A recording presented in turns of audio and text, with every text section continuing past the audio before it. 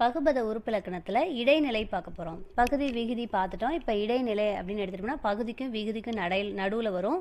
இது வந்து 3 வகைப்படும். நிகழ்கால இடைநிலை, இறந்த கால இடைநிலை, எதிர்கால இடைநிலை அப்படின்னு 3 வகைப்படும். இப்போ நிகழ்காலம் அப்படின்னா என்னென்ன வரும் அப்படின்னா கிறு, கின்று, ஆண் என்றுங்கிற வார்த்தை வரும்.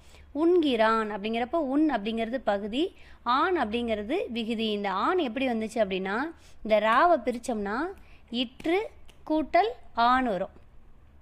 அப்போ அந்த ஆவை கடைசியில் இருக்க இன்னோட நம்ம சேர்த்துக்கிட்டோம் அப்படின்னா அப்போ அது ஆண் அப்படின்னு வந்துடும். அப்போ ஆண் அப்படிங்கிறது விகுதி. அப்போ மிச்சம் இருக்கிறது கி இற்று.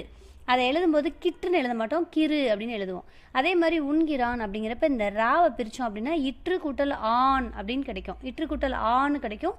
அந்த ஆவை கடைசியில் வர இன்னோட சேர்த்தோம்னா ஆண்னு வந்துடும். அப்போ கி இன்னு இற்று. அப்போ அது கின்று அப்படின்னு மாறும். அதே மாதிரி உண்ணா நின்றான். உண் அப்படின்னா சாப்பிடுன்னு அர்த்தம். உண்ணா நின்றான் அப்படின்னா சாப்பிடாமல் நின்றான். அப்போ உண்ணுங்கிறது பகுதி. இந்த கடைசியில் இருக்க இற்றை பிரித்தோன்னா இற்று கூட்டல் ஆ அப்படின்னு கிடைக்கும். இந்த ஆவை இன்னோட சேர்த்து தான் இங்கே ஆண்னு போட்டிருக்காங்க. அப்போ இந்த இடத்துல நா இருக்குது. அப்போ உண்ணு மட்டும்தான் இங்கே போட்டிருக்கோம். இந்த நாவை பிரித்தோம்னா இன்னு கூட்டல் ஆ நெடில் கிடைக்கும். அப்போ உண்ணுங்கிறது இங்கே வந்துடும்.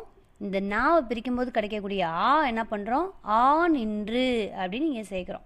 அப்போ கிறு, கின்று, ஆ நின்றுன்னு வருது. நிகழ்கால இடைநிலைகள் அப்படின்னு சொல்லுவோம். அடுத்தது இறந்த கால இடைநிலைகள். இறந்த கால இடைநிலை அப்படின்னு எடுத்துட்டோம்னா இத்து, இட்டு, இரு, இன்னு. இப்போ பார்த்தான் அப்படிங்கும்போது பாருங்கிறது விகுதி. இந்த தாவை எடுத்துக்கோங்க. அடுத்த இத்து வந்து சந்தி.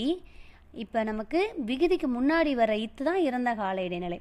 அப்போ என்ன பண்ணுறோம் அப்படின்னா இந்த தாவை எடுத்தோம்னா என்ன பிரியும், இத்து கூட்டல் ஆ அப்படின்னு பிரிக்கும். அப்போ இத்து அப்படிங்கிறது இறந்த கால இடைநிலையாக வச்சுக்கணும். அந்த ஆங்கிறது பக்கத்தில் இருக்க இன்னோட சேர்ந்து ஆண் அப்படின்னு வரும். உண்டான் அப்படின்னு சொல்கிறோம். இப்போ இந்த டாவை பிரித்தா என்ன கிடைக்கும், இட்டு கூட்டல் ஆ அப்படின்னு கிடைக்கும். அப்போ இட்டுங்கிறது இறந்த கால இடைநிலை. அந்த ஆ வந்து பக்கத்தில் இருக்க இன்னோட சேர்ந்து ஆண் அப்படின்னு வந்துடும். வென்றான். இப்போ வென்னு நம்ம போடக்கூடாது பகுதியில். அப்போ இன்னு இந்த இடத்துல இல்லா மாறிடுது. வெல் அப்படிங்கிறப்ப அது பகுதி. இதை தான் நேற்று கிளாஸில் பார்த்தோம். இன்னு இல்லானது விகாரம். இன்னுங்கிற எழுத்து இல்லா மாறிக்கிச்சு. அதை தான் விகாரம்னு சொல்கிறோம். பகுதியிலையோ அல்லது சந்தியிலையோ ஏற்படக்கூடிய மாற்றம் தான் விகாரம் அப்படின்னு சொன்னோம். அடுத்து ரா எடுத்துக்கிறோம். இற்று கூட்டல் ஆண் பிரித்தோம்னா இற்று அப்படிங்கிறது இறந்த கால நிலை. அந்த ஆ பக்கத்தில் இருக்க இன்னோட சேர்த்து ஆண்னு போட்டோம்.